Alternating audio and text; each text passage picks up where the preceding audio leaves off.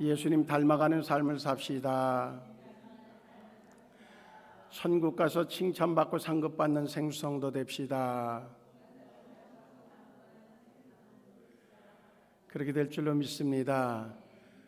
우리의 마음속에 이런 자신감과 자부심이 있어야 되는데, 어떤 자부심인가 하면, 나는 하나님이 사랑하시는 자고 하나님이 믿고 하나님의 일을 맡긴 자다라고 하는 그런 자신감이 우리에게 필요한 줄로 믿습니다. 왜 그런가 하면, 우리는 믿음으로 구원받아서 하나님의 자녀가 되어졌다고 하는 고백을 하거든요. 근데 그것은 단순히 내 입장에서의 고백이 아니라 하나님께서 믿음의 사람들에게 하나님의 자녀로 삼아주시겠다고 하는 약속을 주셨고, 그것을 위해서 대가를, 독생자 예수 그리스도를 십자가에 못 박힘을 당해서 죽는 것을 통해서 대가를 지불하신 그 가격을 쳐줘서 얻어낸 그런 이들이 바로 우리들이란 말이죠. 그렇다고 하면 하나님께서 정말 우리를 사랑하실 수밖에 없는 거죠. 문제는 뭔가 하면, 그렇게 고비용을 들여서 구원함을 주었는데 상대자는 날마다 죄인처럼, 죄인으로 그렇게 살아간다고 하면 그거 역시 원치 않는 하나님의 마음일 것입니다. 그래서 우리는 이런 조심을 좀 할 필요가 있겠다. 요즘에 어떤 그 방송이나 이런 데서 그 기도문 뭐 이런 것들이 좀 나오거든요. 나오는 거 보면 우리가 이제 대중기도를 할 때도 마찬가지고, 우리의 연약함을 인정하고 그리고 죄인임을 고백하는데, 죽을 수밖에 없는 죄인, 그리고 죽어 마땅한 죄인, 뭐 그렇게 하면서 자꾸 자기 자신을 아주 그냥 쓸모없는 그런 존재로만 마무리되어진다고 하면 그 기도는 잘못된 기도다. 우리는 어떤 자부심을 가져야 되는가 하면, 분명히 하나님께서 그런 존재인 나를 이제 죄값을 지불해서 사셨어요. 그 다음에 우리는 고가의 존재라는 거죠. 고가의 존재라는 거예요. 그러면 그게 베이스가 되어야 되지 않느냐는 거죠. 그게 베이스예요. 여전히 죄인, 여전히 죽을 수밖에 없고 여전히 죽어야 마땅하고, 그러면 그런 마음을 가지고 그렇게 있는 한구탱이 저쪽에 와서 그냥 숨어있는 그를 통해서 하나님이 무슨 일을 할 수 있겠냐는 거예요. 우리는 어떤 마음이 우선적이 되어야 되는가 하면, 그렇게 하나님께서 자녀를, 하나뿐이 없는 독생자를 그 십자가의 죽음으로 내모시기까지 우리를 소중하게 여기셨고, 그래서 대가를 지불해서 사셨다고 하면 우리의 마음속에는 어떤 마음? 그것에 대해서 보답하는 삶을 살아야 되겠다고 하는 마음이 우리에게 필요하다는 거죠. 하나님께서는 그냥 건져내시고 그리고 값을 지불하시고 그래서 구원시킨 것으로 끝나는 것이 아니라, 그때부터는 하나님의 자녀로 그와 동시에 사명을 맡기셔서 하나님의 일을 대신할 수 있도록 그렇게 우리에게 매 순간마다 성령을 통해서 도우심을 주시고 천사를 통해서 도우심을 주는 자들로 우리를 특별하게 하나님이 생각하신다는 거죠. 우리에게 자녀들을 봐도 그래. 어느 성장한 요즘에 참 묻지마 번제들이 참 많이 일어나죠. 정말 안타까운 모습들이 참 많습니다. 근데 그렇게 해서 이렇게 잡혔을 때에 경찰에서 조사를 하고 뭐 그 다음 단계로 이렇게 조사들을 하면 그들의 삶의 이력이 나와요. 그런데 그 삶의 이력의 대부분은 뭔가 하면, 자기는 아주 버려진 존재, 쓸모없는 존재, 뭐 그 부분에서 빠져나오질 못하는 사람들이에요. 그러니까 어떻게 해요? 뭔가 세상을 향해서 아주 부정적이고, 그래서 다른 사람들은, 나 말고 다른 사람들은 다 그냥 좋은 환경에서 태어나서 좋은 혜택을 입고 그렇게 살아가는 사람들로 여겨져서, 그래서 죽여야 되는 대상, 이렇게 인식이 되어진단 말이죠. 이게 얼마나 불행한 거냐고. 우리가 태어난 어떤 삶의 현장에서는 그런 환경 속에서 우리가 살아왔을지 몰라도, 그런 이가 있을지 몰라도 중요한 건 우리 하나님께서 그 모든 것들을 보상하고, 그리고 이제 너는 내 자녀야, 내가 이제 너를 사랑하고 있고 내가 너를 통해서 내 중요한 일들을 하고 싶어. 그래서 하나님의 사람으로 이제는 뽑아내신 자란 말이죠. 그러면 우리의 삶은, 그리스도인들의 삶은 어디에 머물러야 되는가 하면 바로 그 지점에서부터 출발해야 된다. 이제 우리의 삶의 자리들을, 과거의 어떤 아픈 그 깊이 숨어있는 상처들을 그저 그거를 붙잡고서 그것을 가지고서 자꾸 키워가면서 세상을 부정적으로 보는 것이 아니라 이제는 나는 새로운 피조물이다. 바울은 그래서 아주 중요한 고백을 하는 거예요. 새로운 피조물이라는 거죠. 예수 그리스도를 만나고 믿음으로 우리가 구원함을 얻었으면 새로운 피조물이라고 하는 것은 이제 옛날에 흔적이 있는 존재가 아니라 아예 전혀 다른 존재로 바뀌어졌다고 하는 거예요. 어떤 존재로? 하나님의 사람으로 바뀌어진 존재라는 거죠. 그러면 우리는 거기서 출발하고 거기에서부터 우리의 삶을 만들어가는, 그것이 바로 온전한 그리스도인이다 라고 정의할 수 있습니다. 그래서 복음이 필요해요. 정말 세상 누구에게든지 복음이 필요한 이유는 바로 원천적으로 보면 사탄이 붙잡고 있는 거기로부터 자유함을 얻을 수 있는 길은 오직 예수 그리스도 한 분뿐이 없기 때문에 모든 이들에게는 예수 그리스도가 필요하고 복음이 필요하다는 겁니다. 그러면서 우리는 믿음의 사람으로 이제 내가 지금 건강하게 살아가고 있는가 하는 것들에 대한 물음이 우리에게는 또 필요합니다. 요즘에 젊은이들이, 또한 연예인들이, 또 얼마 전에도 보니까는 뭐 어떤 의원이, 구의원인지 의원이 뭐 차 안에서 죽음으로 발견되어지고, 그런 모습들을 아주 끊임없이 뉴스화되어져 있단 말이죠. 이유가 뭘까? 이유는 오직 하나예요. 자존감이 약하기 때문이거든요.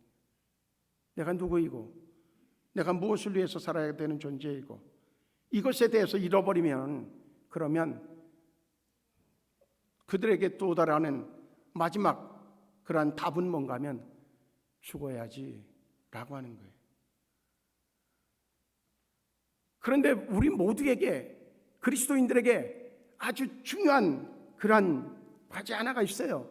그건 뭐냐면 생명의 주인은 하나님이라고 하는 거거든요.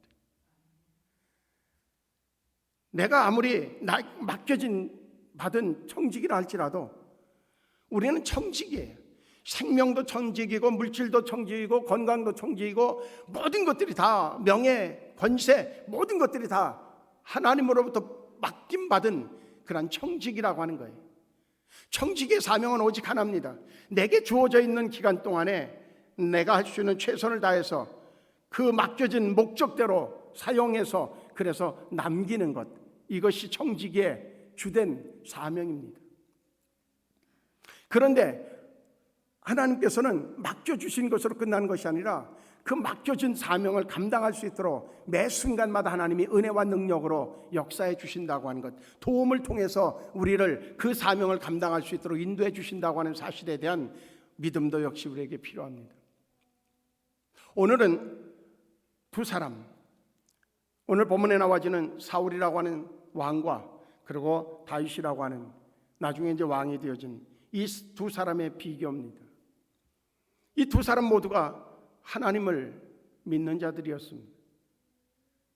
그런데 한 사람은 분명히 자기의 마음속에 찾아와지는 섭섭함, 그리고 사람들에 대한 관심도, 이런 것들이 제3자인 다윗에게 흘러가는 것 같은 생각이 그의 마음속에 두려움으로 찾아오게 되어지고, 결국은 그것을 어떻게든 간에 붙잡고 있으려고, 그 인기를 자기에게 가둬두려고 그는 오히려 그 인기가 흘러간다고 생각하는 다윗을 적대시하고 죽이려고 쫓아다니는 존재가 되어져 있습니다.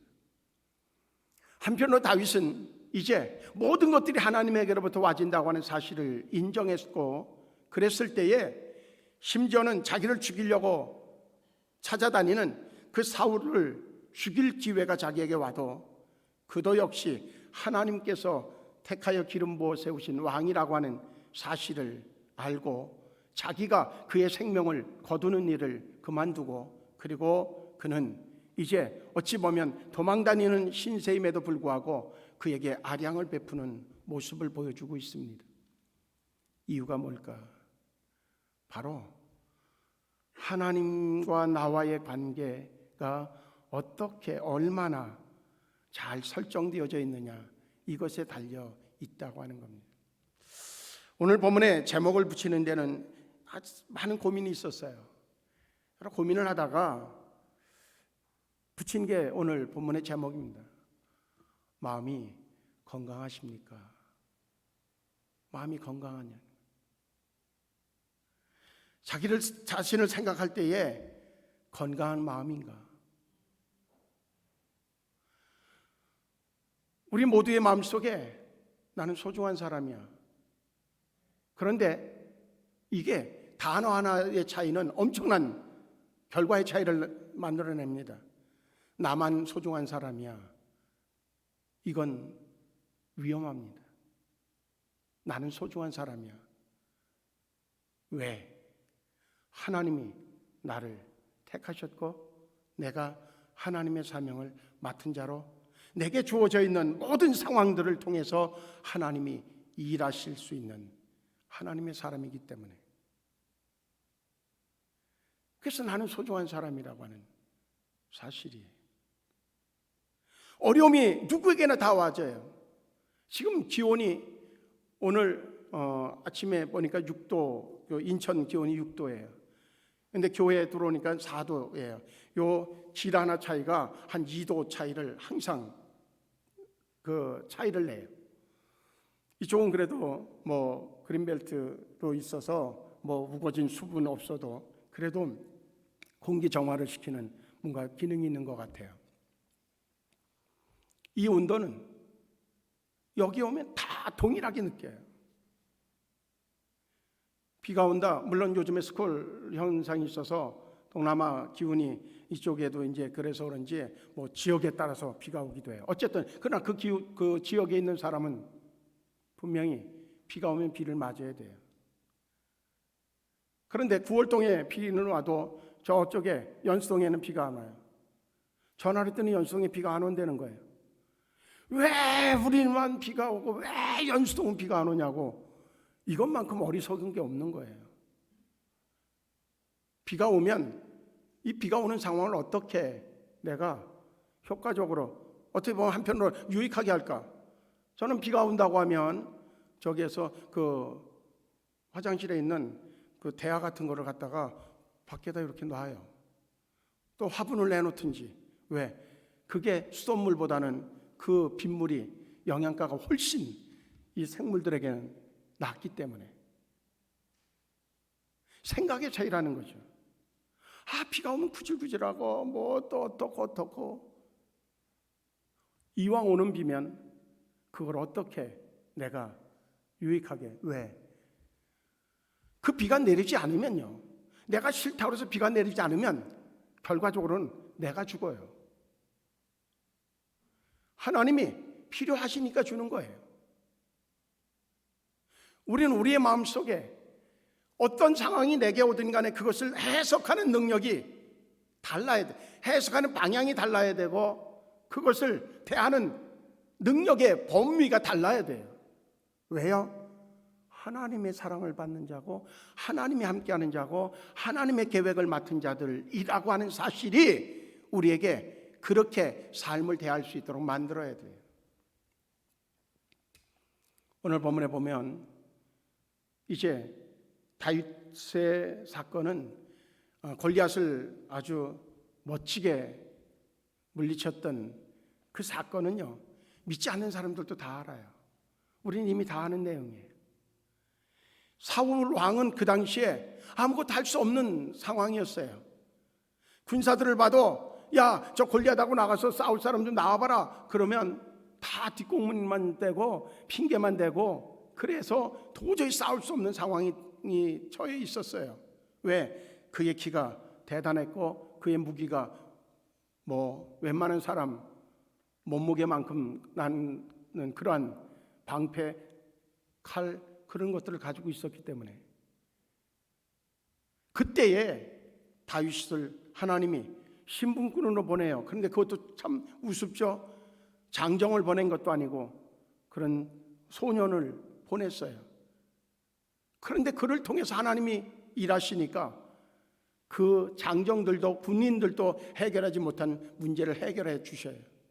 그때에 사울왕은 이 싸움을 이겨야 되는데 그렇지 않으면 위기를 만나고 자기 정권도 무너지게 되어지니까 그는 많은 옵션을 걸죠. 자기가 걸은 대로 사위를 삼겠다고 하는 약속을 지켜야 되죠. 그렇다고 하면 자기가 해결할 수 없는 상황에서 그 소년인데 그가 해결을 했어요. 얼마나 소중한 일이에요. 얼마나 귀한 일이에요. 자기 생명을 살린 자와 마찬가지의 상황인데 얼마나 귀해요. 그러면 어떻게 보면 엎드려 절해도 과하지 않을 거예요. 그런데 그가 자기 사위가 되어지고 그 다음 싸움에 나가는 싸움마다 그가 이기고 돌아와요. 그때에 물론 사람의 그 관심이라고 하는 것 그리고 인기라고 하는 것 그것은요 오늘 나와진 그 모습 그대로예요. 사람은 힘 있는 쪽에 붙게 되어져 있어요. 그걸 안타까워할 이유가 없어요. 분명한 것은 그 개선 장군으로 돌아올 때에 오늘 본문 내용 그대로는 오늘 성경에 6절에는 뭐라고 기록하고 있는가 하면 노래하며 춤추며 소고와 경쇠를 가지고 왕 사울을 환영하는데 그랬어요. 사울을 환영했어요. 근데 그 중에 여인들이 뛰놀면서 노래하면서 노래한 내용은 뭔가 하면 사울이 죽인 자는 천천히요 다윗은 만만이로다. 그 얘기를 그 사람들의 노랫소리를 받아들이는 것은 두 가지의 방향이 있는 거예요. 그래 만약에 저 다윗이 없었다고 하면 내겐 참 위기였었다. 그리고 이미 사울 왕은 장수가 아니에요. 그렇다고 하면 그는 이제 왕으로서의 위치만 가지고 있고 만만을 죽일 수 있는 군사를 많이 두면 그 왕은 자연스럽게 정말로 위대한 왕이 되어질 수 있는 거예요. 그러니까 맞아. 저 다윗이 나가서 만만을 죽이고 왔어. 그렇지 나보다 나아야지. 그런데 참 묘한 건요. 부모 입장에서요. 누가 그래요? 아이고 차 목사님보다 아들 차우병 목사가 더 설교를 잘해. 그러면요 기분 나쁠 것 같은데 겉으로는 에이 무슨 소리야. 그런데 속으로는 되게 기분이 좋아요. 왜? 나보다 나아야지. 우리 교회 부따님 목사님들 오면 제가 늘 그러잖아요. 저들은 나보다 나아야 된다. 왜? 시대가 달라지는데 나만큼 되어져 갖고 어떻게 목회를 해요? 그만둬야지. 지난 금요일 날이죠. 금요일 날 CTS 방송에서 3040을 위한 컨퍼런스를 했어요. 목회 컨퍼런스를 했는데 거기 보니까는 AI를 활용하면서 목회하는 것 그리고 또한 3040을 목동에 있는 목사님인데 3040을 초점으로 맞춰서 한 목회를 통해서 부흥한 교회 목사님의 이야기가 나오고 그 다음에 지금 데이터 연구소에서 그 소장님이 지금 교회에 나타나지는 여러 가지 현상들에 대한 그 여론 조사한 내용들을 가지고 쭉 설명하면서 앞으로 미래 비전은 이래야 된다. 뭐 그런 것들을 제시하는 컨퍼런스가 있었어요. 그걸 2시간 반, 3시간짜리인데 이제 2시간 반 나중에 이제 토론하는 서로 묻고 대답하는 이 시간은 제가 안 들었는데 그걸 들으면서 이런 생각이 드는 거예요. 야, 나는 완전 구시대 유물이야. AI 3040의 그 뭔가 생각을 저는 아주 실제적인 모습 속에서는 어떻게 보면 그 우리나라 전체적인 정치 상황으로 봐도요, 어느 시대를 다 전가면 저 유신 시대 이런 것들을 다, 그리고 군사 정권 이 다 겪으면서 그 시대가 다 뭐를 대변해요? 권위주의를 대변하잖아요. 권위주의. 그 권위주의적인 게 내가 뺀다고 해도 남아 있어요. 목사한테 어디 남아 있다고요. 누가 얘기하면 괜히 섭섭한 마음이 들고 어디서 믿음이 없으니까 그렇지 이래진단 말이죠. 근데 3040은 의식 자체가 달라요. 그런 얘기들을 쭉 듣고 통계적인 것들을 다 들으면서 결론이 뭔가 하면 그렇게 나더라고. 빨리 물려주는 게 답이겠다. 그런 거예요. 그러다가 생각해 보니까 괜히 속상한 거예요. 아니, 그건 아니지. 그럼 뭐 할까? 그래서 저런 정리했던 것들을 가지고 그렇다고 하면 고정관념을 깨고, 그리고 또한 교회의 어떤 시스템과 모든 것들을 변화시킬 수 있는 이 이야기를 나로 하여금 듣게 하신 것은 하나님께서 뭔가 의도하신 것이 있다. 그렇다고 하면 거기에 도전을 할 것이냐 아니면 멈추고 주저앉을 것이냐, 그 선택은 누구에게? 제게 있는 거잖아요. 우리 매 순간마다 그런 상황, 그런 자리에 처할 때가 많이 있을 거란 말이죠. 직장에서도 마찬가지일 거예요.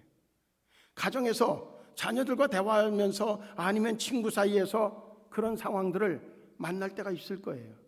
아니, 수없이 많을 거예요. 그때 자존감이 약한 사람들은 그냥 절망의 나락으로 떨어져요. 포기하는 쪽으로 가는 거죠. 그런데 그것이 아닌 자존감이 있는, 자기가 누구인지를 명확하게 생각할 수 있는 사람은 거기서부터 출발하기를 계획하는 거죠. 오늘 사울 왕의 안타까운 모습은 다른 데 있는 것이 아니에요. 얼마나 좋은 기회가 됐어요.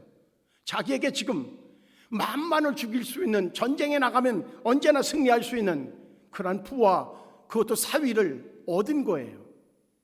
오히려 사람들에게, 그렇게 얘기하는 사람에게 맞다고, 나 지금 너무나 행복하다고, 저 다윗이 내 사위라고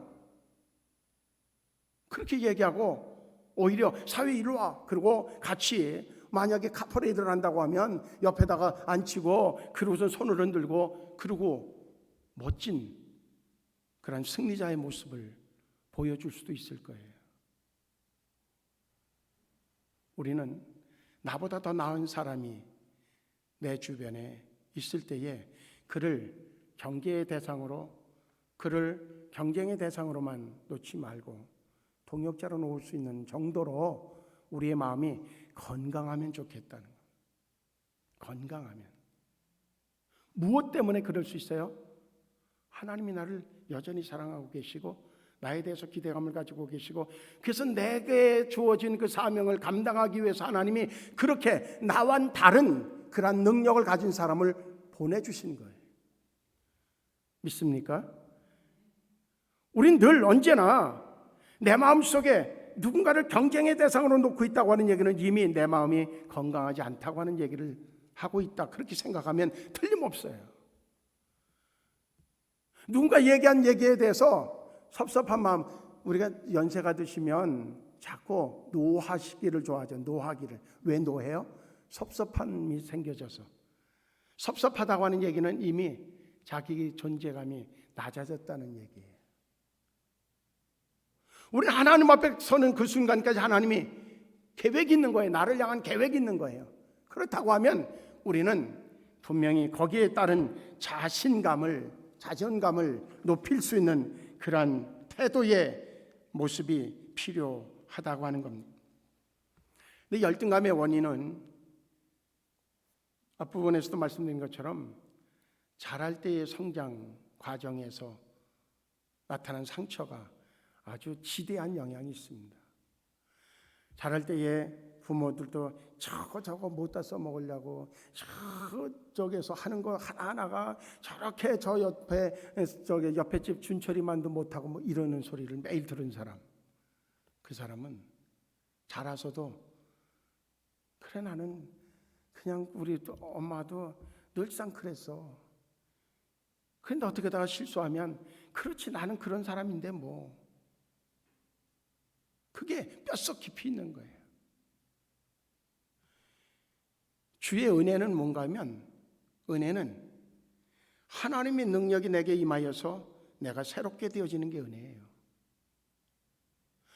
앞부분에서 말씀드린 것처럼 새로운 피조물이 되어지는 것, 그것이 바로 은혜 중에 은혜라고 하는 사실입니다. 이제 우리는 우리 자신들에 대한 설득력을 가진 그러한 자존감을 회복하는 일에 우리는 분명히 집중할 필요가 있다고 하는 거죠. 열등감이 우리에게 와지면 잠재적인 능력을 마비시켜요. 잠재 능력을 마비시키거든요. 열등감이 우리에게 와졌을 때 꿈을 꿨다가도 꿈을 쉽게 파괴시켜요. 희망을 꺾어버려요. 그와 함께 대인관계를 해치게 되어지죠. 늘 경계하고 우리의 마음속에 사람 앞에 이렇게 나서는 것을 두려워하는 마음이 들면 자기 자신을 돌아봐야 돼요. 내가 정말 건강한가? 건강에 문제가 생겼다. 내 마음에 건강에 문제가 생겼다. 돌아보고 하나님의 말씀 앞에 거하고 하나님 앞에 은혜를 구하고, 그래서 자기의 자존감을 높이는, 열등감에서부터 자유로워지는, 하나님의 사역을 하면서도 열등감은, 분명히 낮은 자존감은 방해가 되어줄 수밖에 없다고 하는 거죠. 요즘엔 그것을 심리적인 질병으로 이야기하죠. 그래서 그 상담센터나 이런 데들이 얼마나 사람들이 몰려서 그분들을 참 부하게 만들어주는지 몰라요. 물론 그것이 자기 능력으로 안 될 때에 도움을 받는 것은 필요하다고 여기십니다. 그런데 중요한 것은 다윗과 그 사울 왕의 차이는 뭔가 하면, 다윗은 어떤 상황을 만나든 간에 자기가 하나님의 자녀라고 하는, 하나님의 사명을 맡은 자라고 하는, 하나님이 자기와 함께 한다고 하는 사실을 놓치지 않고 붙잡고 있었어요. 결국 사울 왕이 죽이러 다닐 때에 얼마나 억울해요. 비통해요. 기회 만나면 죽이고 싶죠, 일반 사람은. 그런데 다윗은 그러지 않았어요. 죽일 기회가 와도 하나님의 사명을 맡은 자, 내가 귀하다고 하면, 하나님 앞에 내가 귀하다면 이 사람도 하나님이 기름 부어 세웠다고 하는 건, 그것은 하나님이 귀하게 여겼다고 하는 건데 내가 무슨 권한이 있어서 이 사람을 죽이겠는가, 그런 마음을 가졌다는 거죠. 우리는 바로 그런 마음을 우리가 좀 가져야 되겠다. 분명히 사울왕은요, 비교의식, 여기서 자유롭지 않았어요.